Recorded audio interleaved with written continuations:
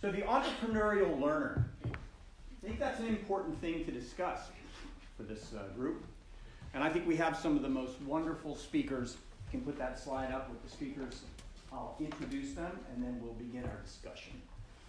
First up, Dr. Susan Amat, who is the CEO of Venture High. Come on down, Susan. Susan is the founder of Venture High.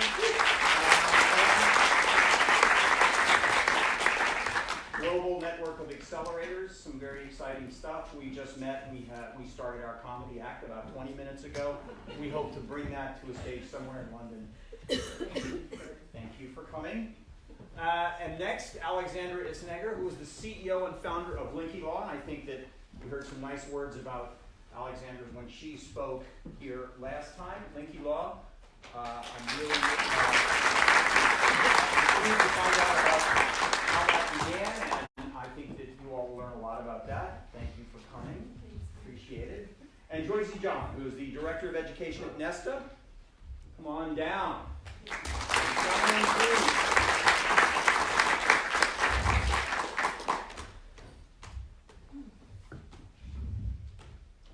You know, the music we could have continued.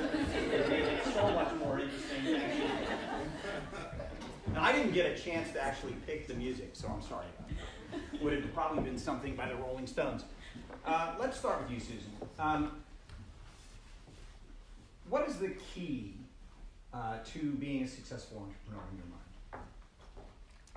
Wow, you're going to stump me with the first question. Okay, so the key to me is focusing on reality, which a lot of entrepreneurs have a very hard time with.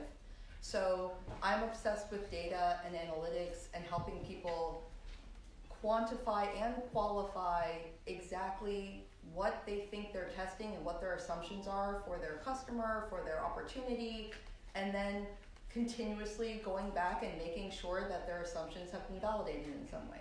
So the reality check piece is really important to make sure that you're not just in love with an idea, but you're in love with solving a problem for a customer. So how do you get someone to understand that? If I've created something that I think is really good and I want my business to move forward with it, I'm not thinking about that, by the way. How do I get into that mindset? It's a really big challenge because depending on the age group, we've done programs for middle school students all the way through to internal programs at places like Walmart and Microsoft. No matter where they are, some people are just prone to try to think that entrepreneurship and innovation is about chaos and excitement instead of a diligent testing and validation of a business opportunity. So for some people, they're just not going to be that person, in the same way that some founders are not the people who can grow a business.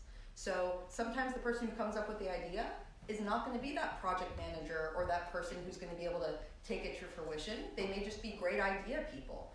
And understanding about yourself and what your capabilities are, and if you're open and honest and willing to go on that kind of journey of testing, it's not for everyone, and that's okay. But you sometimes have to help people understand themselves a little better in order to have them either go down that track of training or realize that they may be a great idea person and they need the execution type people around them to make it happen. Joysy, I think that one of the things that I noticed in doing some discovery about you was your desire to make sure that people were inspired as they move down, as they journey through their entrepreneurial life. How do you get people to be inspired, yet still have to understand this whole idea of data accumulation? I think inspiration comes from personal passion and from role models. So for me, that started with my mother and my teacher who taught me computing when I was just 12 years old in an all-girls convent school in India, where everyone, because it was all girls, everyone did computing, and nobody in my family had ever used a computer or been an engineer. And this teacher told me, you know, there is a job called software engineering. All day long, you think about how to solve problems, and you get the computer to do what you want it to do. And I thought, wow, that's amazing, I want to do that. Not knowing any software engineers, not even knowing that there was a job called software engineering. So that inspiration came from role models, but also from an innate passion of wanting to be somebody who solves problems and having this curiosity to learn and understand how the world works. So where does the role of collaboration fit in?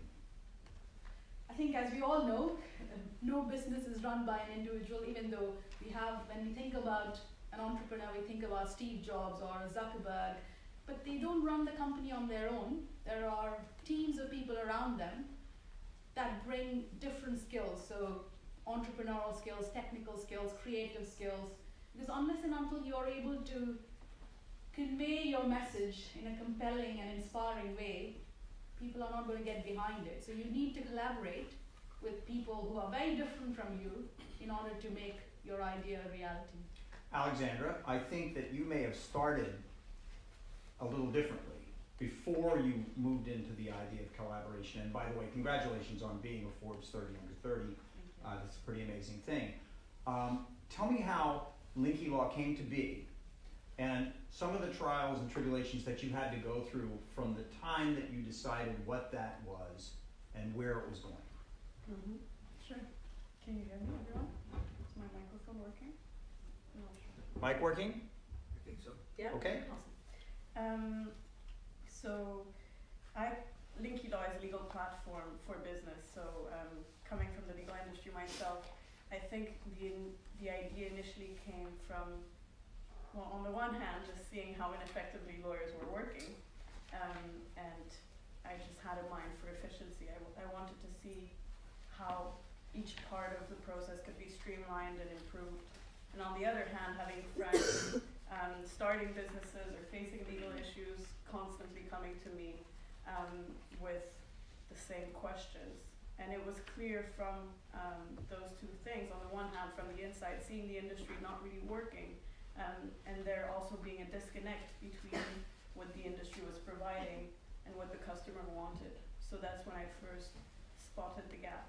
And I think you very rightfully said that one of the essential, if not the most essential, quality of an entrepreneur should be to be anchored in reality, and namely to really rely on the feedback of customers to grow from minimum viable product, from initial stage, first product out there, to what we in the startup world call product market fit.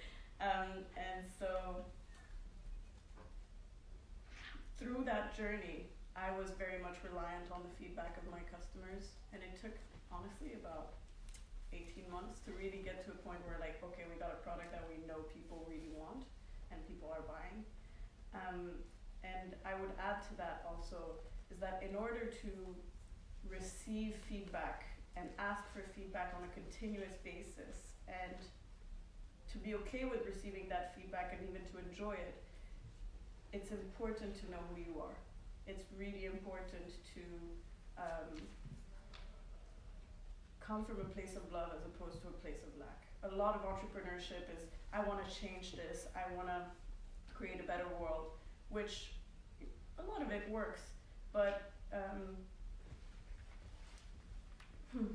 when you're working from a place of you just love what you're doing, you're really passionate about what you're doing and the people you're doing it with, it has a complete different energy and a complete different result, because then there's a natural flow to this feedback loop and this learning loop that you get into. You talk about a passion for what you're doing, and you talk about coming from a place of love. That sort of speaks to a culture that you have to instill in the people that you work with, and that you have to get the people around you to understand what that culture is. Each of you spoke to me about what you felt, where you felt culture placed inside of this formula. Susan, what would you say about that? Well, it's really about being a mission-driven leader, period. When you have clarity about who you're solving a problem for and why, and it drives you every day because you have friends who you see having a problem, a family member with a health issue, whatever that issue is. For me, I was that 15-year-old entrepreneur who didn't know anything about anything and just fumbled my way through to an exit over 10 years. And so I'm very dedicated to the mission of helping entrepreneurs learn better and helping people who want to be problem solvers do it better and more efficiently. And when you have that clarity, you're attracting and recruiting people to join your team who, yeah, they may want to be in something cool that's a startup and doing technology, and that's great, but they understand that every day our sole purpose is to solve a problem for this specific type of person. And it changes the way you communicate. It makes things really clear about what we're going to spend our time and resources on, not caring about being hipsters and being at every cool event, but really knowing that our customer, either we're solving their problem or not, and being really humble enough, I think, is what you were getting to, humble enough to know that you're not going to be perfect. And if you're not always focused on solving that problem for that person, you're never going to get there. I like the hipster part personally. How would you frame that? I think that life has a beautiful way of getting you what you want. The main problem and the reason why people don't get what they want is because they're not clear about it. I think clarity around your mission and where you, not even where you want to go, but who you are and who you are as a company, as a culture, to have real clarity about that. I see maybe 10%. Small and large businesses really have that. So then 90% then you fail? attract the people. Sorry? So then 90% fail? Yes. 90% of small businesses fail within 5 years, I think. That's the data. But yeah, once you have clarity around that, the people you start hiring, you start bringing in are attracted to your company because of that very mission and because of your culture. Your customers resonate with it. You attract partners who share that same mission. And suddenly, going back to collaboration, you're seeing your network, your group of people, your collaborators just increase exponentially, and that's how you grow a business. Can I add to that? Because even with the large businesses, financially they may not be failing, but culturally they can still fail. Because you see the turnover and unhappy people who, have golden handcuffs, and that's why they don't leave. Because once you get off of that mission-driven cultural piece, it's very hard to keep the kind of employees that are always providing value back to the company. So they may be so big that the small incumbents are coming for them, and we're seeing that disruption happening in a few industries, but they're so big that they can stay going for a while because they have the distribution, they have the efficiencies, etc. But you see where there's lots of turnover, it's because they went off mission. It's because the culture has people aren't there to follow a mission anymore. I think if I had a whiteboard, I'd put a big number 1 up there right now with that idea. That is a methodology for learning as an entrepreneur. Where would you place this idea of culture in your world? I think culture is crucial. So some of the things that have been said are being very clear about your purpose, your mission, and the audience that you are trying to serve, having clarity around the pain point or the need.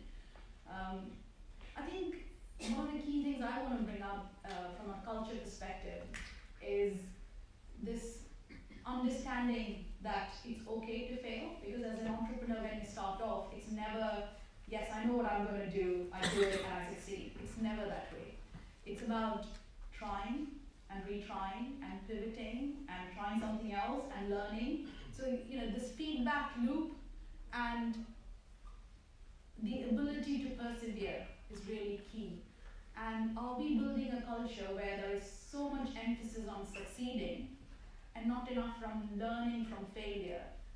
Then of course we're going to not be that entrepreneurs that we all want to be. So I think culture has many aspects, and I think willingness to test and experiment and fail is a key part of that. I have I take exception a little bit to this, in that I believe that failure is an end, as opposed to making a mistake and learning from the mistake.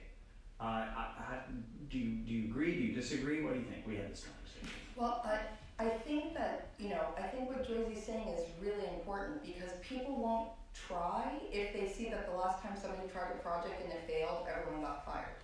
So this is about framing everything through little experiments and letting people try things, but really setting the culture and the systems in place so that if I have a question, I can get directly to somebody who may have that data.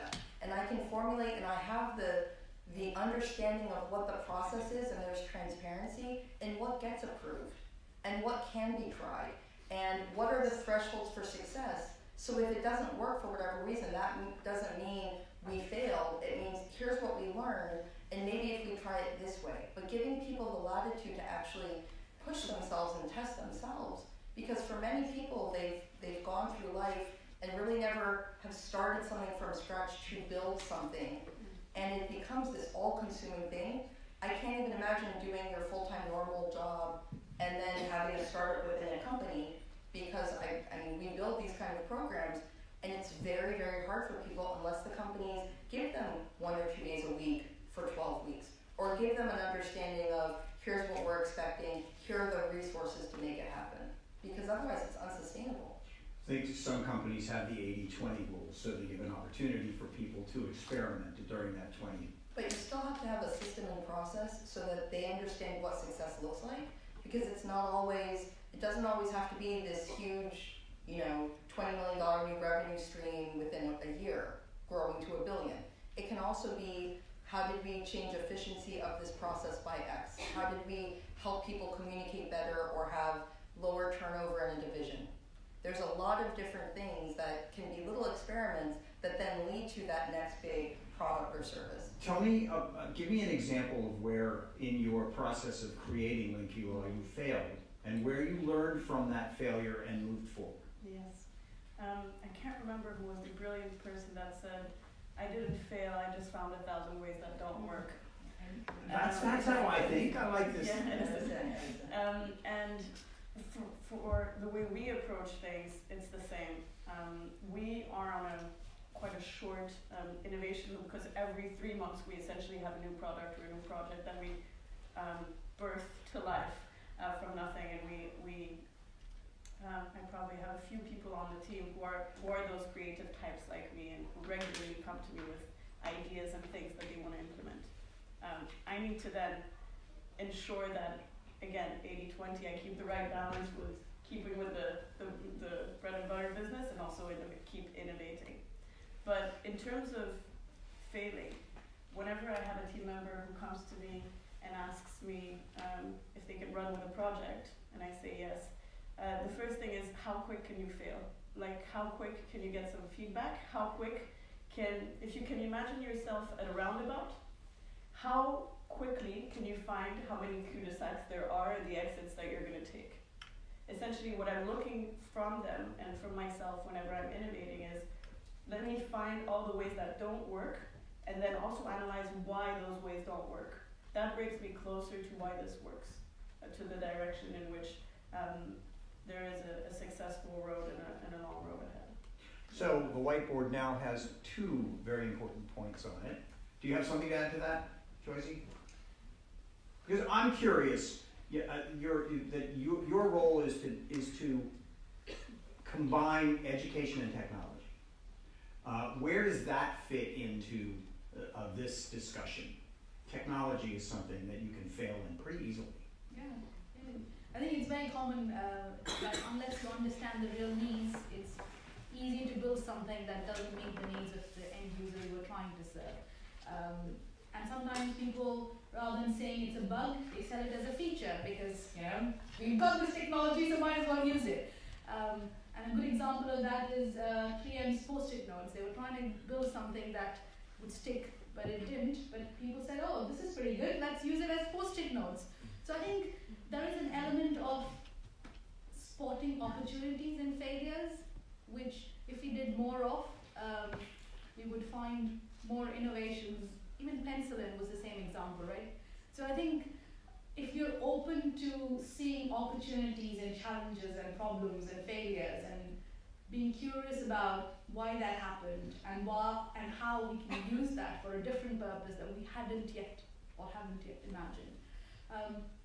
I think technology plays a key role because you can make things more efficient, faster, cheaper, and do things that you couldn't do before. So for example,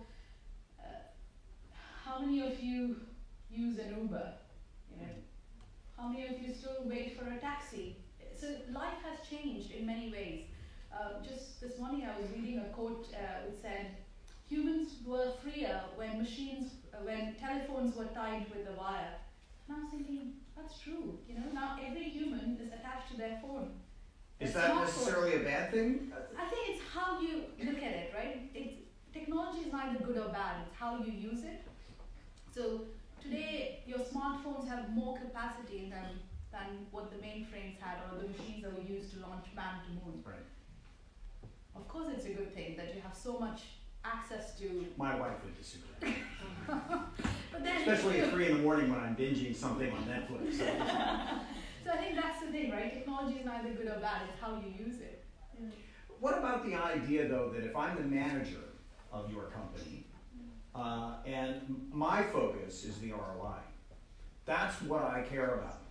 I'm glad that you've come up with this really great idea, and now you need to focus on that idea while I focus on making sure that we make money with that idea. How do you sort of justify the relationship between the idea and the ROI of the idea? Or is that something that you don't even think about? I think you need to be thinking about it, because as an entrepreneur, it's not enough to just create value. You need to be able to capture that value. And businesses work on the premise that you are solving a problem and you're making an investment and there is a return on that investment, and that's why you do look for an ROI. But how quickly you get to that ROI or that break-even point for your business will vary depending on the kind of business, depending on the business model. But I think it's very crucial that everyone thinks about, what's the investment needed, what's the return I'm looking for, and how do I choose between different options that I have for things that I could be doing. As an entrepreneur, do you focus on the objective, or do you focus on reaching the objective?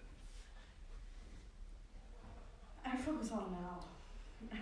I find that whenever you're focused on the present moment and when my attention is fully here, whatever I'm doing, even if it is planning for the future, my field of vision suddenly becomes wider. Is that a good thing? Yes, I'm able to gauge subtleties which I would not be able to gauge if I was constantly focused on where are we going. A large part of what I do with my team is constantly bring them back to now. How big is your team? I'm just curious. We're 35 people right now. Okay. So let me ask, you had an interesting beginning of your entrepreneurial life. Let's go back to the New Music Seminar. Let's talk a little bit about how you went from that to being a doctor, to being a PhD, to being this thought leader in this space. How did that journey occur? I dropped out of high school because I had a big idea for how I wanted to change the music industry. And when you have no idea how something's supposed to be done, you just create your own reality. So over 10 years, as I was building a TV show and a record label and doing really interesting partnerships, I would constantly be running into people who were my mentors. I had, when you're young, you ask anyone for anything and they typically say yes because you're this young person they can educate. I don't know, I think I found that the other way around. When you're young, they typically say, no, get out of my hair. Well, maybe I'm so annoying that it just worked for me. But see, I was really I was very tenacious. But what kept happening was the mentors I would go to would say, it's not done that way, after I had already done it that way successfully. And I started seeing a major gap in and right now the term mentoring is used completely inappropriately. So my PhD dissertation was actually in the role of mentoring to create a culture of innovation. And I've lived by this mindset of it's the teaching people to fish versus giving them fish.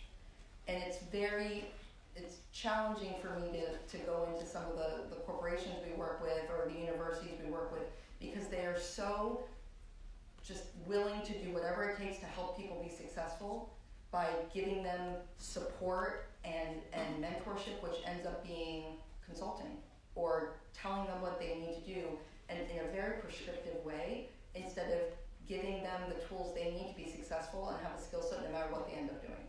Because to me, the goal isn't being entrepreneurs.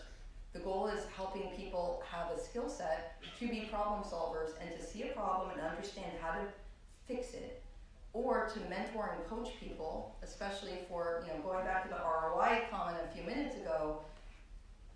Every single manager and director and C-suite person really will have a different ROI risk propensity. And if they're not fully aware of what ROI or success means to them when they take on innovation journeys, you're going to end up with something. To one group it looks great and this was a huge success, and to another it was a waste of time. The CIO of Walmart had us do a program, and all she cared about was having people trust that there was opportunity to grow again. So whether or not the projects succeeded, and fortunately 7 of the 8 got funded internally, what she cared about is that there was a view of people having opportunities to be innovative internally again. So you have to know what you're starting out with, and a lot of times, especially managers and directors, they're very busy on quarterly results, year-end results, and not just listening to people and making sure they feel heard, and then giving them that pathway to success with clarity around what ROI is. I would say that that's probably one of the more difficult things for an older manager to understand. And I also think that another bullet point up there obviously is mentoring to create a culture of innovation. I wonder if you can't have a preconceived notion about somebody that comes to you that you don't think that they may be qualified to do something, and then you blow them off. And only to find out later that that was a mistake. Should that then change your pathway when you start thinking about who it is that's coming to work for you, who it is that's thinking about coming to work for you? What do you think about that, Joysy? Absolutely. I think we all have conscious and unconscious bias, and I think there's quite a lot of evidence that people tend to stick to people like them, or with similar backgrounds or similar places that you studied. And that's one reason why there are so few women in tech. Only 17% of the tech workforce is female, whereas in the 50s and 60s, women were the ones programming and doing this work. So what has happened? Where have all the women gone when it comes to technology? Well, we certainly have 3 powerful women right here, so I think that's a good place to start. Yeah, that is really unusual. We were talking about this earlier, that it's very unusual to have an all-female panel, because usually we just have a token woman on a panel that talks about technology and innovation. So well done on getting a very... Yeah, very good. Good job. Good job. Those of you who set this up. I'm going to delve into a little bit more about the idea of this preconceived notion, because I think that's really important. And again, if we had the whiteboard, that would be another bullet point. Eliminate the bias. How do you do that? What can you do? Do you have, how do you make decisions? What are your biases? Everyone has biases. Everyone belongs to a tribe. Everyone sees themselves as about who they are and what they see themselves as. So I think first of all it starts with awareness around who you are, how do you see yourself, and how do you see the world. The second thing is there are ways of sort of being aware of this unconscious bias and then acting in a different way. So one of those things is talk to strangers. So kids are always told stranger is danger. And I think as adults, we sort of imagine, or it's inbuilt into us or hardwired into us that don't talk to strangers, don't make eye contact with people. No, I don't know what he or she is going to ask. So I think if you are aware of that bias, unconscious bias, and you try and reach out to people who are different from you, because who knows, there might be a connection, or they might be able to help you, or you might be able to help them. So I think try and reach out to people who are different from you. So the idea then being that everybody has something to offer? Yeah. I think of this as the young guitar player who watches other guitar players who aren't very good and determine that they don't like them, so they walk out, as opposed to saying that that guy puts two notes together in a way that I never put those two notes together. I can learn from that. So, can you teach someone to be an entrepreneur, or does somebody have to come up with a big idea and then learn all of these things to make their idea come to fruition and be successful in that 10%? Mm-hmm. There's a method to the madness. I think there is a method of, there are several methods of growing and running business. I subscribe to the lean startup method, this whole build, measure, learn, loop, circle, whatever you're doing, continuously doing that, especially in such a fast-moving world where the innovation of today is the old stuff of a year from now.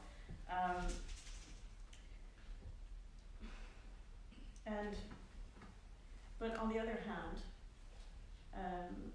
an entrepreneur is somebody who naturally has the ability and the resilience to go for risk, whilst at the same time thinking of all the ways that risk can be minimized. So on the surface can appear very risky, but then through this lean method of build, measure, learn, by getting continuous feedback and by applying a certain methodology to this creative spur that is an entrepreneur, through that you have what you call an entrepreneur.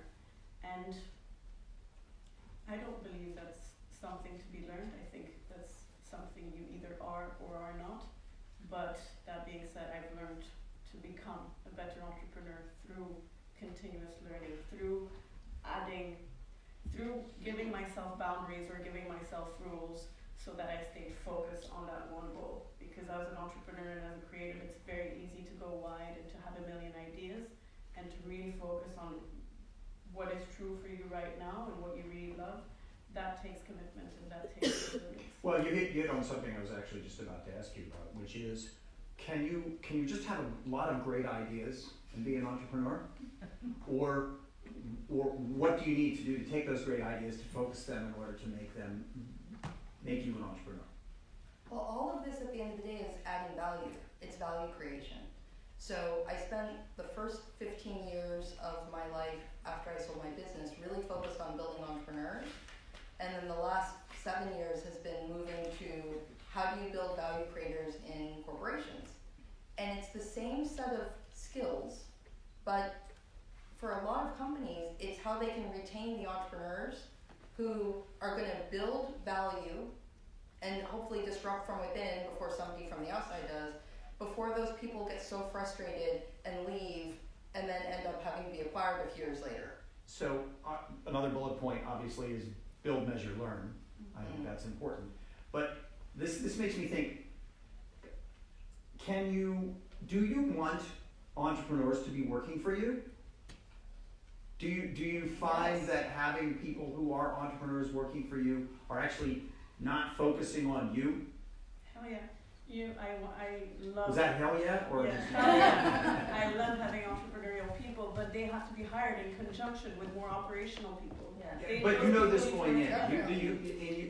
In the process of interviewing them, you find out that this person has the entrepreneurial spirit, and that you can then focus that entrepreneurial spirit to work for you, and still allow them to be entrepreneurial? Yes, I find that there are very, very few entrepreneurs who are methodical enough. And so to give entrepreneurial people a space where you can apply your art, I call it an art, you can apply your creative thinking process here, but it will be guided and curtailed to some extent so that we stay focused.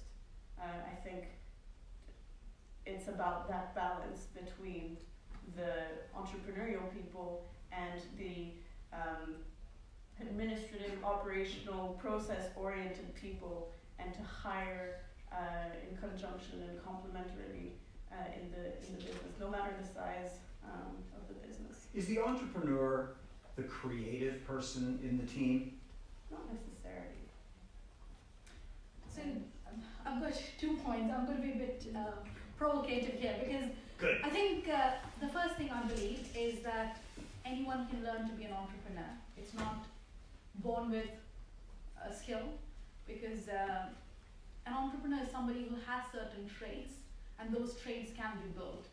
Somebody who has, so let's talk about, who is an entrepreneur? What traits do they have? The first thing is about self-awareness. We talked about that. Skills, or the ability to hustle and connect the dots and make things happen. Because I think the key thing that distinguishes people that we call entrepreneurs are the doers. It's not enough to come up with an idea and think somebody else will execute it for you. I think you need to act. And I think that those are the two key things. Yes, entrepreneurship can be taught, and it's not only creators who make entrepreneurs.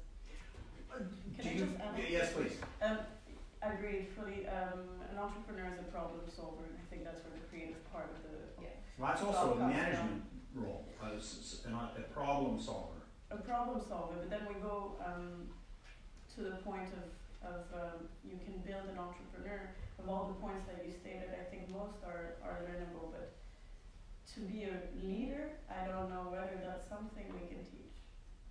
Well, there's another bullet point, that entrepreneurs are problem solvers. But this is also highly cultural, because in many places there are just the systems or barriers in place where people can't talk out, and you're taught from the time you're born to wait for someone else to fix something. Those are also the places where you have the most opportunity to grow and be a successful entrepreneur, because there are so many problems.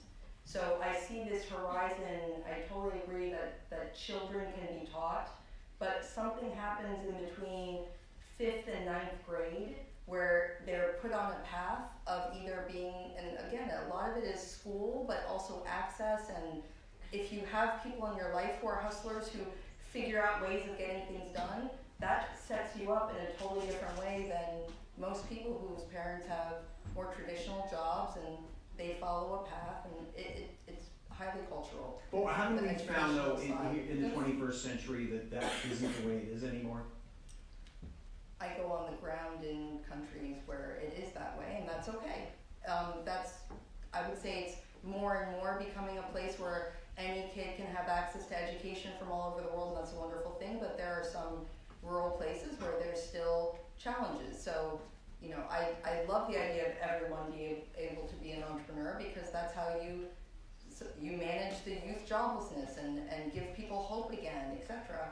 But there's still a disconnect in some places, because at the end of the day, even where you say, I want to start a business, and your parents are saying, no, go to college and get a job, if there's even college as an option, right? So it really depends on. I think we could go down the road of talking about STEM and what's Yes. going on with that in America, and I don't think we really have time for that. By the way, I haven't seen a single question come up on this board, so if our fascinating conversation is so good, we'll just keep going. And somebody needs to say to me that we are getting close to the end. You've got 5. 5. We have 5 minutes. So I have one question I want to ask all three of you, because I think that this panel could go on for the rest of the day. I have absolutely no doubt about it. But this, I think, is one of the most fascinating questions. Starting with you, tell me something that's true that almost nobody agrees with. Oh, you're going to have to come back to me. Okay, what's true that almost nobody agrees with? Something that you believe that nobody else agrees with. Boy, I think that innovation should be one of the most. I'll tell you. I think all innovation programs should start in HR in corporations. Why? Because the hiring and recruitment and retaining of people, if HR doesn't understand the direction of innovation and the why and how of what needs to be created, nothing else properly will happen in the company as far as them being able to find those people, create a different type of package structure, potentially help lure entrepreneurs to come in, because it's not about acquiring a startup and bringing the team in. Those never work. Except for a couple. But usually in technology businesses, when it's a true startup and they're not a structured company in the way that a larger company would be able to do a proper merger, when it's a true startup, the cultures clash so much, and HR isn't part of that. It's some venture arm, it's some investor side. If your HR truly understands innovation and can change the way they're able to recruit those type of people and create packages where they can actually potentially have upside to projects, change the incentive structures, in fact, change the way 360 degrees are done so that you see actual value creation instead of just political positioning. Companies will be dramatically Yeah, transformed. I actually totally agree with that. I've worked in But companies. you're crazy. Well, crazy is part of it. So, That's absolutely true. Alexandra? Absolutely. You had so much time to think about that. yeah, 3 minutes. You mean absolutely nobody ever disagrees with you? Is that what you're saying? The future doesn't exist. Okay. Didn't Arthur C. Clarke say that? If you think of us discussing this event 2 months ago, and the future that is now, whatever the future comes, it's just now. If you really inquire on that, that changes the way you do things. You move from wanting to do better in the future to just giving your best now, always now. Boy, that puts a lot of pressure on you. That was very profound. But actually, both of these things go to the top of the dots. I'm going to say something really simple. I think everyone can learn and be whoever they want to be. So before we go, and since nobody used this great app, does anyone have anything that they would like to ask our three wonderful panelists before we say goodbye? Wow. Yes. Where are you? If you to give yourself advice, if you're starting again, a younger version of you, what would it be? Doing it all again. Don't aim for perfection. Good enough is good enough. Okay. Do it for yourself, nobody else. I think that especially, and I hate saying women things, but some people are particularly trying to please others as we're younger. And I've stopped caring what anyone thinks except for my kids and my husband. And once you get to that place, life is so easy because you just want to be good for them, and anybody else's opinion doesn't matter at all. Yeah, I think that's interesting, especially someone who's married to a musician. Where, as a musician, you have to think that way. On the other hand, boy, I really care what you think. I want to say thank you very much to Joysy, John, Alexandra Isenegger, and Dr. Susan Amat. Thank you all very much for listening.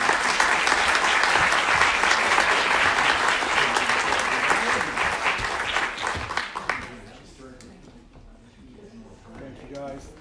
Thank you very much. Thank you to Frank as well. Thank you.